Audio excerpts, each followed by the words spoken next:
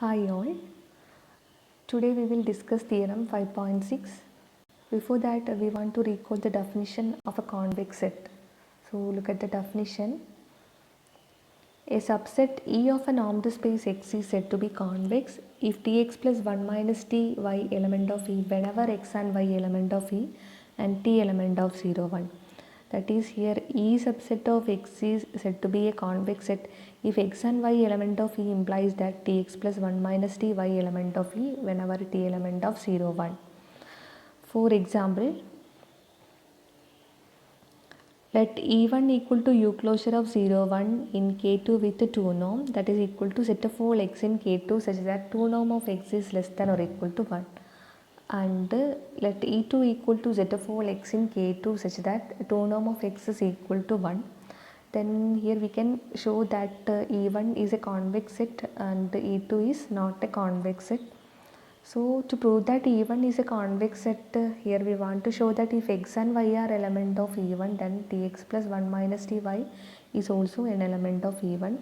For that we want to show that norm Tx plus 1 minus T into Y is less than or equal to 1. So here norm Tx plus 1 minus Ty, norm Tx plus 1 minus Ty which is less than or equal to mod T into norm X plus mod 1 minus T into norm Y, mod 1 minus T into norm Y. But here norm X is less than or equal to 1 and norm Y is less than or equal to 1 since X and Y are elements of E1. So here we get this is less than or equal to mod T plus mod 1 minus T. But T element of open interval 0 1 implies that mod T is T and mod 1 minus T is 1 minus T. So here we get this is equal to 1. That is norm Tx plus 1 minus Ty, that is less than or equal to 1.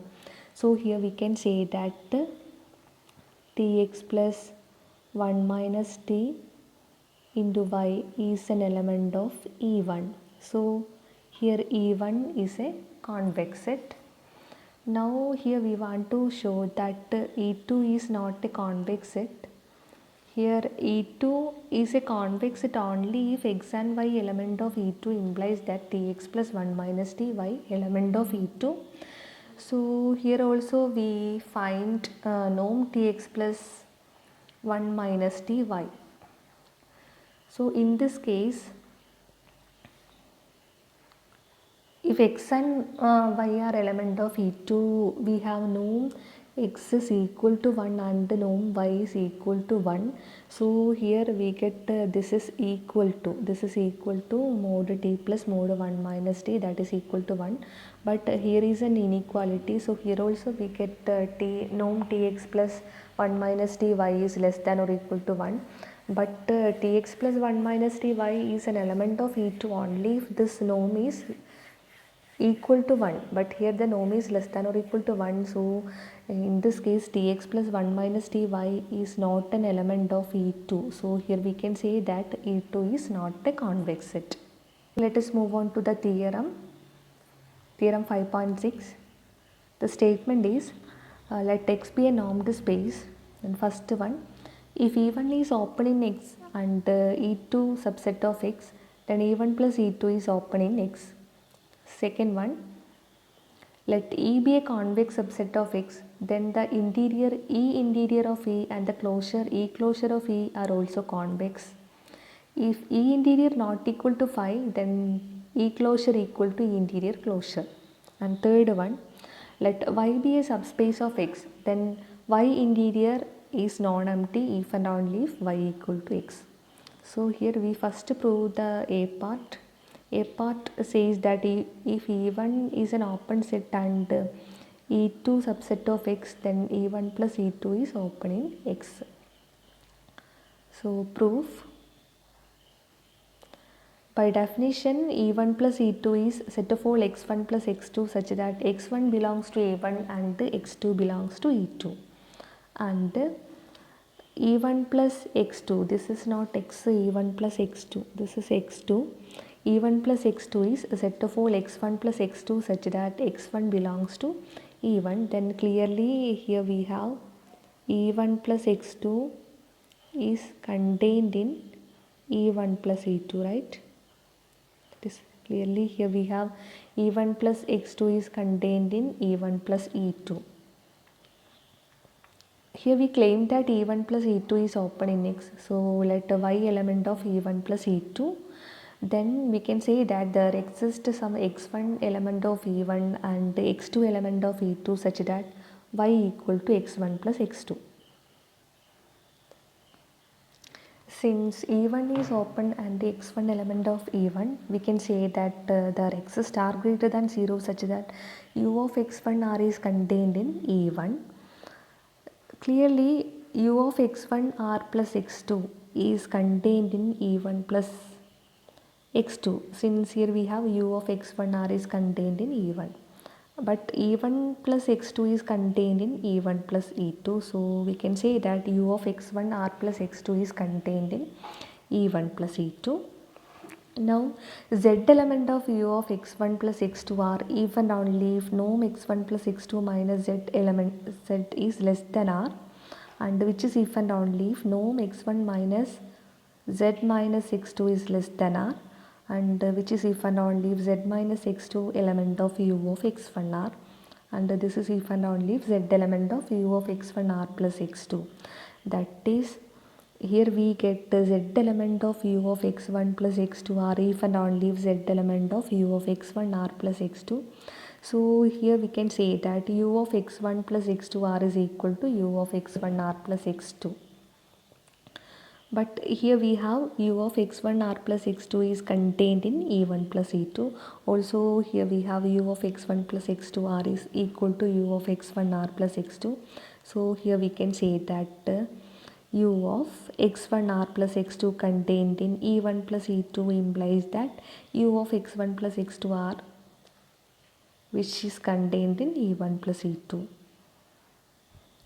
But here y equal to x1 plus x2, so here we can say that u of y r is contained in E1 plus E2. That means here y is an interior point of E1 plus E2.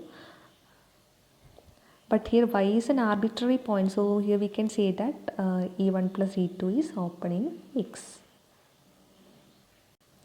Now we want to prove the second part. So the second part says that let E be a convex subset of X, then the interior interior of E and the closure of E are also convex.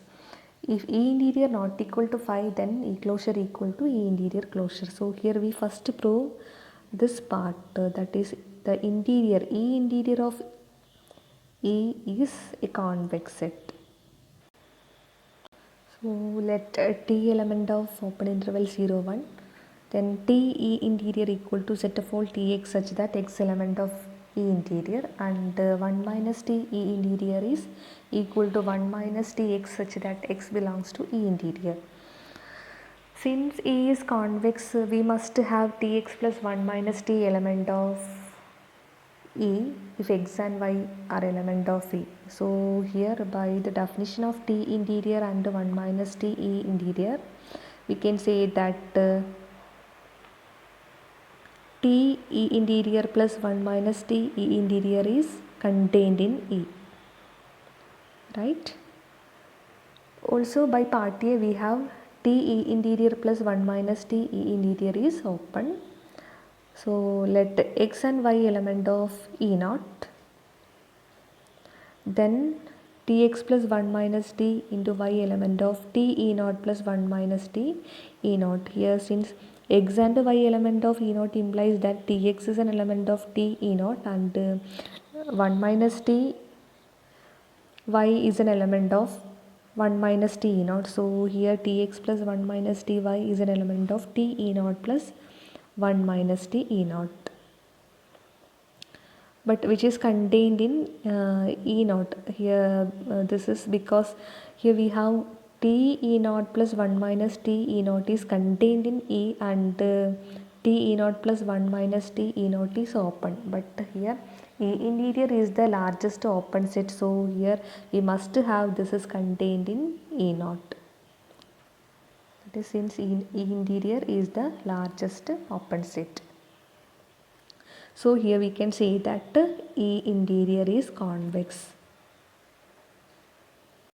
Now we claim that E closure is convex.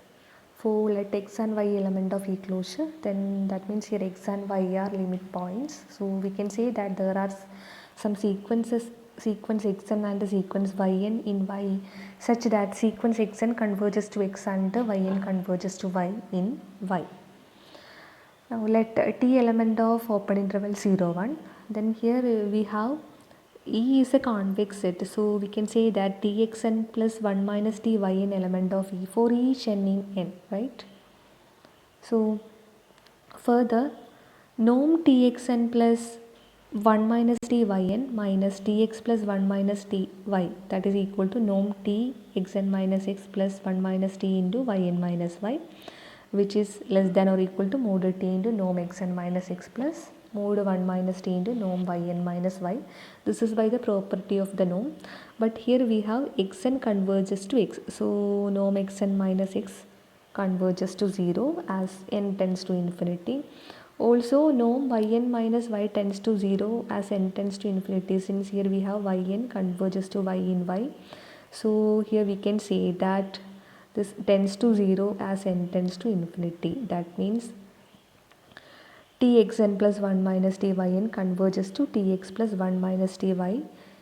So but here we have Txn plus 1 minus Tyn, which is an element of E, so its limit point must be an element of E closure, so that we can say that Tx plus 1 minus Ty is an element of E closure. So we can say that E closure is also a convex set, that is here E closure is a convex set.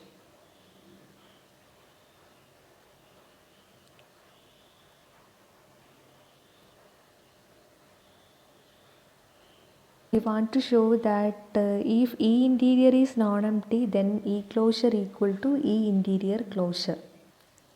Obviously we have E interior is contained in E, therefore E interior closure is contained in E closure. Now we claim that E closure is contained in E naught closure.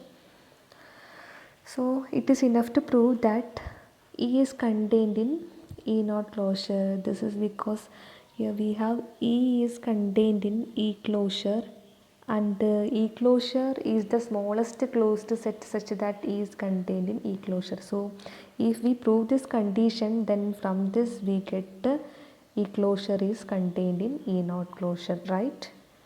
So suppose that X is an element of E. Since E naught is non-empty, we can say that there exists an element A in E and R greater than 0 such that U of AR is contained in E. Now let Y is an element of X such that norm Y is less than 1, then clearly we have norm RY is less than R, so that RY element of U of 0 R, that is here Y is an element of X satisfying the condition norm y less than 1. So from this we can say that norm ry is less than r, so that we can say that ry is an element of U of 0 R. So A plus ry is an element of U of 0 R plus A, that is equal to U of R. So here we have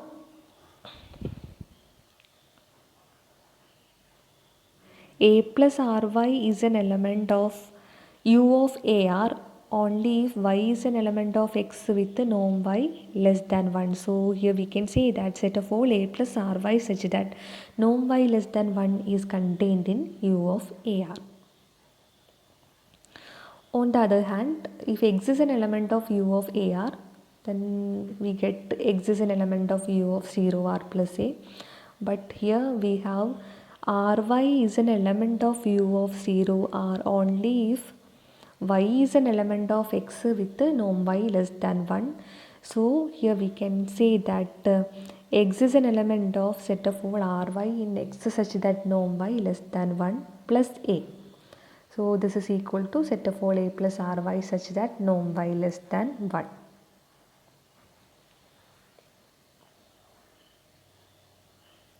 Thus u of a r equal to a plus ry set of all a plus ry such that norm y less than 1. Now for t element of open interval 0 1, define xt equal to ta plus 1 minus tx. Then obviously we have xt element of E since E is a convex set. Now xt plus try is equal to, here we have xt equal to ta plus 1 minus tx. So here we get xt plus try equal to ta plus 1 minus tx plus try, and this is equal to t into a plus ry plus 1 minus tx. Here we have E is a convex set. Also we have a plus ry is an element of E whenever norm y is less than 1. That is, here a plus ry is an element of E whenever norm y is less than 1 and E is a convex set. So here we can say that t into a plus ry plus 1 minus tx is an element of E. That is, set of all xt plus try such that norm y less than 1 is contained in E. But here we have set of all xt plus try such that norm y less than 1 is actually xt plus set of all try such that norm y less than 1, and this set is actually u of 0 tr. So this is equal to xt plus u of 0 tr. That is equal to u of xt tr. That is, here we get here we have u of xt tr equal to set of all xt plus try such that norm y less than 1, but this set is contained in E. So here we can say that u of xt tr is contained in E.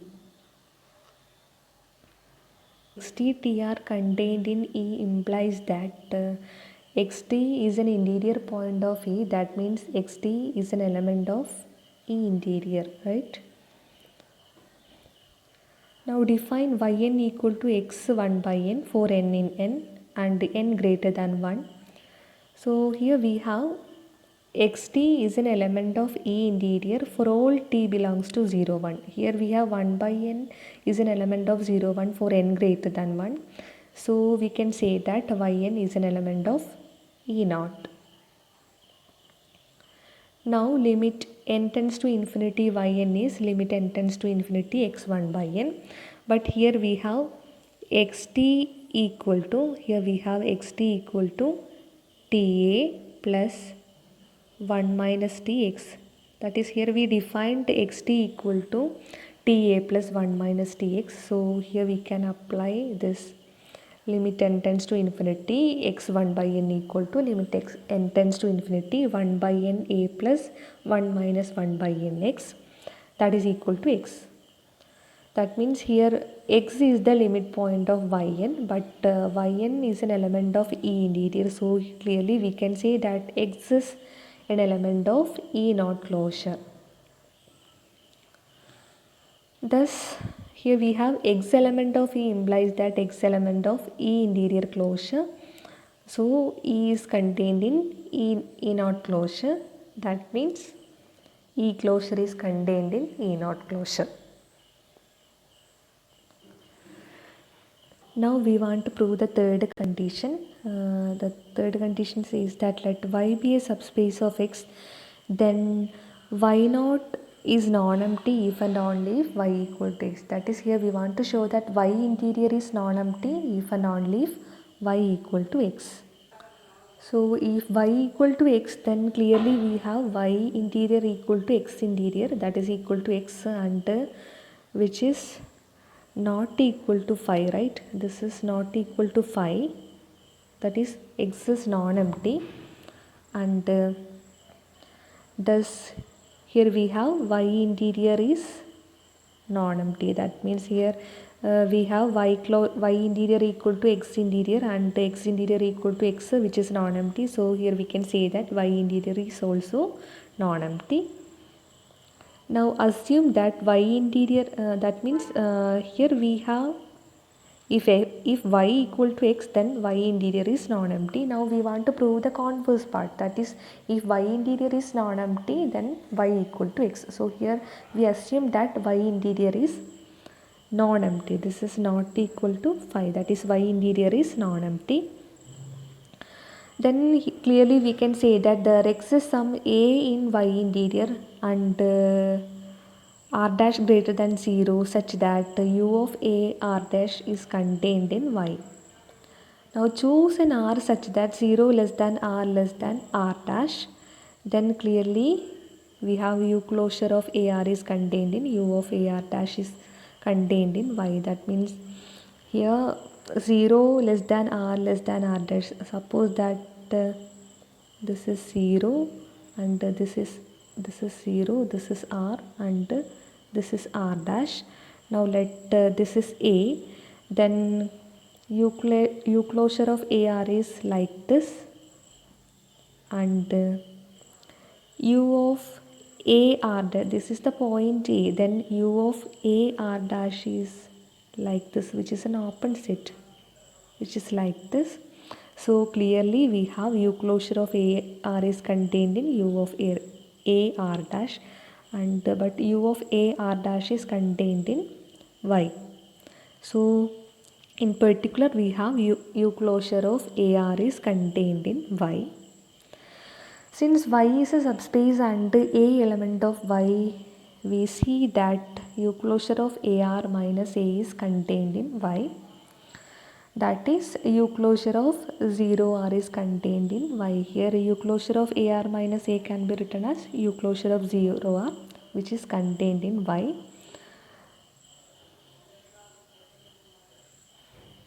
We proved that u closure of 0 r is contained in y. So now we claim that y equal to x. Obviously we have y is contained in x since y is a subspace. Now we want to prove the reverse inclusion. So let x in x.